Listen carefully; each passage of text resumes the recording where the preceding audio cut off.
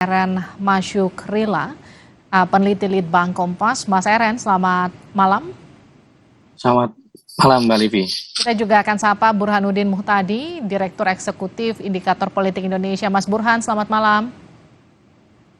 Malam Livi. Oke, saya ke Mas Eren dulu ya. Mas Eren, nama-nama populer yang disebut-sebut cocok atau potensial sebagai cawapres dari Prabowo, Ganjar, dan juga Anies. Kriteria berdasarkan apa?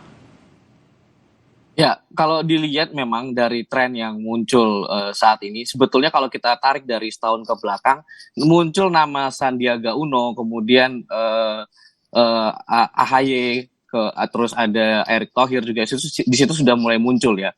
Bahkan pada saat itu Sandiaga Uno itu sudah mengantongi elektabilitas untuk bacawa pres itu sampai dengan di atas 15% di awal tahun 2022 ya. Tapi seiring berjalannya waktu dan proses politik yang terjadi, kemudian muncul di Oktober 2022 itu baru nama RK itu atau Ridwan Kamil itu muncul melejit sampai dengan di atas 10% gitu. Dan bertahan sampai dengan sekarang gitu. Seiring dengan pada saat itu ada memang pemberitaan atau sorotan yang besar kepada Ridwan Kamil pada saat itu gitu kan. Nah, kalau misalnya kita lihat di sini yang juga menjadi catatan sebetulnya dengan mengerutitnya di dua nama baik di Sandiaga maupun di Ridwan Kamil itu tren untuk publik atau responden yang menjawab tidak tahu atau menjawab masih rahasia itu semakin besar sebetulnya. Saat ini dari dua survei kami ke belakang di Januari 2023 ini juga itu sudah meningkat dari yang tadinya itu baru 26%, saat ini tuh mencapai 43% gitu. Jadi seiring berjalannya waktu dengan adanya capres yang sudah dideklarasikan, yang dimunculkan, masyarakat ini seperti menunggu gitu ya, menunggu kemudian proses politik yang saat ini berjalan juga tampaknya alot untuk memunculkan nama cawapres itu, kemudian masyarakat mungkin menahan diri ya untuk kemudian mengungkapkan siapa sebetulnya yang mereka anggap layak untuk mendampingi tiga bakal cawapres saat ini yang potensial yang sudah dimunculkan oleh poros-poros koalisi atau kekuatan partai itu gitu. Apa yang kemudian dilihat dan ditunggu para responden dari pilihan mereka? Ya, pastinya dengan tiga kandidat potensial yang sudah dideklarasikan ini ya, yang sudah digaung-gaungkan ini, tentu adalah sosok yang bisa menggenapi daripada figur yang saat ini yang digaungkan menjadi capres ini. Baik itu dari sisi bisa memperluas suara atau dukungan elektoral itu, terus kemudian tentu yang pasti bisa bagaimana ketika dipasangkan itu juga menjadi satu pasangan yang bisa saling mengisi tentunya dengan berdasarkan nanti pijakan visi misi yang dibawa dan lain sebagainya itu gitu. Saya ke Mas Burhan. Mas Burhan, kalau respondennya masih saling intip, ada potensi tarik ulur kira-kira mau milih kemana, ini juga capres-capresnya kelihatannya masih begitu ya Mas Burhan ya? Mereka masih melihat satu sama lain kira-kira yang tim sebelah cocoknya atau ngambilnya siapa gitu?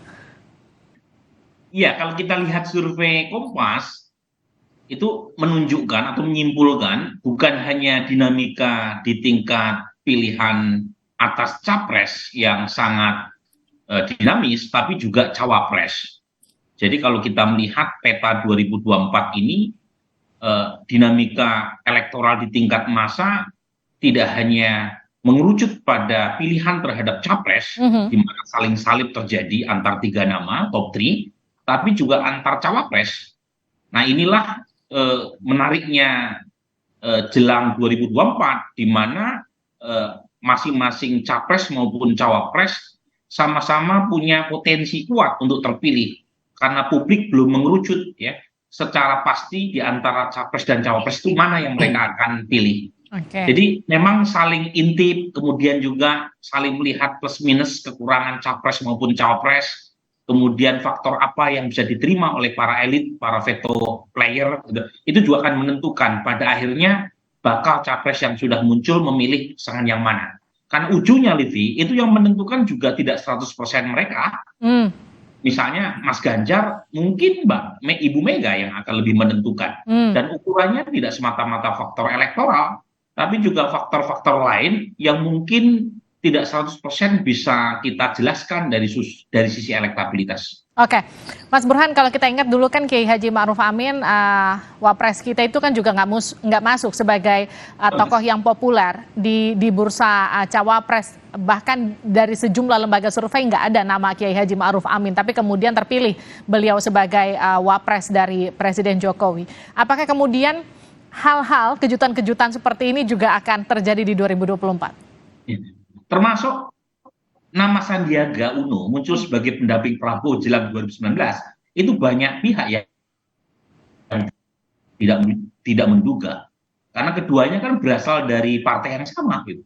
Ya. Jadi memang untuk cawapres di 2019 itu tidak terlalu banyak ditentukan oleh variabel elektabilitas. Oke. Nah, untuk 2024, dugaan saya variabel elektabilitas jadi faktor penting yang dipertimbangkan oleh para elit.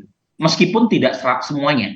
Mengapa? Karena dari 3 nama, ini survei Kompas, survei indikator politik juga menunjukkan hal yang sama, itu 3 top 3 teratas capres ini tidak ada yang dominan sebenarnya. Jadi jauh untuk mencapai 50% per 1. Nah, pada saat kompetisi antar capres sangat sengit, karena tidak ada satupun calon yang bisa membungkus 50% per 1, maka satu suara marginal effect-nya itu penting.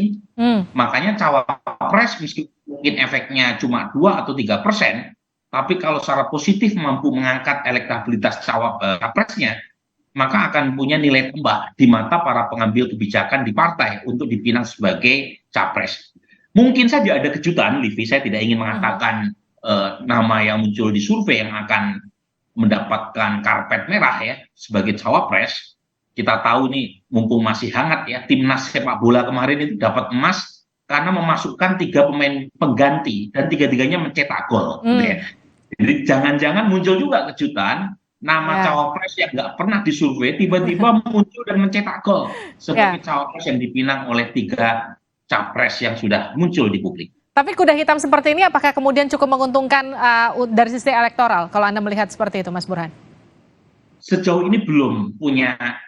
Misalnya ya, kalau kita bahas Pak Kiai Haji Nasaruddin Umar. Atau Pak Mahfud misalnya. Atau kalau Pak Mahfud di survei telepon saya terakhir sudah nomor 4. Oke.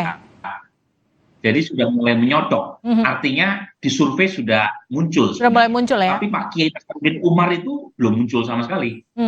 Di top of mind belum muncul, dalam simulasi 20 nama juga yang memilih juga kecil sekali. Tetapi apakah peluang Pak Kiai Nasaruddin Umar tertutup? Belum tentu. Karena bagaimanapun Pak Kiai Nasaruddin Umar punya keunggulan yang mungkin di mata Ibu Mega penting. Ya, Pak Nasaruddin Umar ini kan latar belakangnya NU.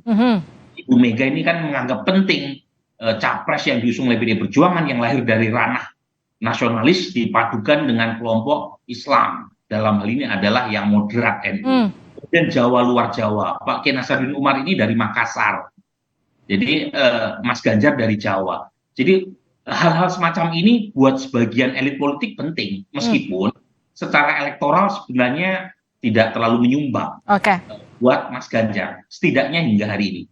Mas Eren, sosok kuda hitam ini apakah juga kemudian tersorot oleh Litbang Kompas sebagai sosok yang akan mendongkrak dari sisi elektoral para capres yang sekarang sudah ada di bursa capres?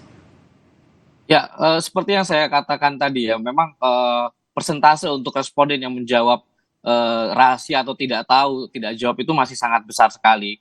Artinya memang masih dimungkinkan sekali kalau tadi Mas Burhan bilang bukan semata-mata diukur dari elektabilitas yang saat ini tertangkap gitu ya. Jadi figur-figur yang alternatif yang di luar yang kita tangkap saat ini sangat mungkin bisa menjadi atau diangkat dipinang menjadi salah satu cawapres nanti untuk dimajukan bersama 3 calon potensial yang saat ini sudah ada gitu. Kalau misalnya kami menangkap nama-nama yang saat ini beredar ya masih sangat kecil sekali kalau misalnya dalam presentasi, tapi kan itu tidak menutup kemungkinan pastinya gitu kan. Dengan adanya tadi masih sekitar hampir separuh responden kan yang masih juga belum memilih tahu gitu kan. Lalu tadi juga dikatakan sempat disinggung nama Mahfud MD. Di survei kami juga sebetulnya nama Mahfud MD itu sudah mulai naik juga. Dari beberapa survei ke belakang, mungkin setahun terakhir, Mahfud MD itu elektabilitasnya untuk dipilih sebagai bacawa pres masih di bawah 1%, kemudian di periode Mei ini tiba-tiba melejit di 3,8%. Meskipun masih di bawah dari beberapa nama yang populer sebelumnya, tapi ini juga menjadi satu hal yang baru gitu kan, dan menjadikan satu alternatif juga yang sudah mengarah ke sosok-sosok seperti itu gitu kan. Baik, terima kasih Mas Eren, terima kasih juga Mas Burhan telah bergabung bersama kami di Sapa Indonesia Malam. Saudara, usai jeda